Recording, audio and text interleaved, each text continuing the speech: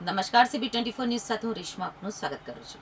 તો અમદાવાદની રથયાત્રા માત્ર એક ઉત્સવ નથી, પરંતુ એક મોટી સુરક્ષા જવાબદારી છે. લાખો શ્રદ્ધાળુઓની સુરક્ષા સુનિશ્ચિત કરવા માટે પોલીસ તંત્ર અત્યારથી જ એક્શન મોડમાં આવી ગયું છે. ગૃહમંત્રી શ્રી હર્ષ સંઘે ઉચ્ચ અધિકારીઓ સાથે બેઠક કરીને આખું બ્લુ પ્રિન્ટ તૈયાર કર્યું છે.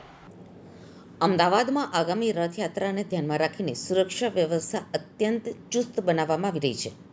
રથયાત્રા દરમિયાન કાયદો અને વ્યવસ્થાની સ્થિતિ જળવાઈ રહે તે માટે આજે અમદાવાદ પોલીસ કમિશનર કચેરી ખાતે એક મહત્વપૂર્ણ રિવ્યૂ બેઠક યોજાઈ હતી.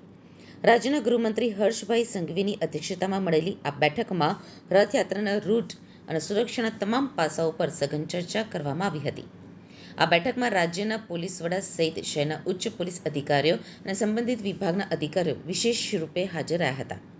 રથયાત્રાના સમગ્ર રૂટ ઉપર સીસીટીવી કેમેરા, ડ્રોન સર્વેલન્સ અને પોલીસ બંદોબસ્તની તૈયારીઓ અંગે પણ માહિતી મેળવવામાં આવી હતી.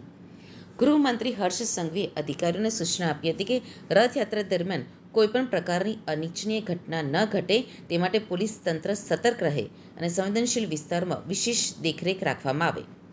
સુરક્ષામાં કોઈપણ પ્રકારની કચાશ ન રહે તે માટે તમામ પોલીસ સ્ટેશનના અધિકારીઓને ચોક્કસ સૂચનાઓ આપવામાં આવી છે. તંત્ર દ્વારા રથયાત્રાને શાંતિપૂર્ણ અને ભક્તિમય વાતાવરણમાં સંપન્ન કરવા માટે સંપૂર્ણ તૈયારીઓ શરૂ કરી દેવામાં આવી છે.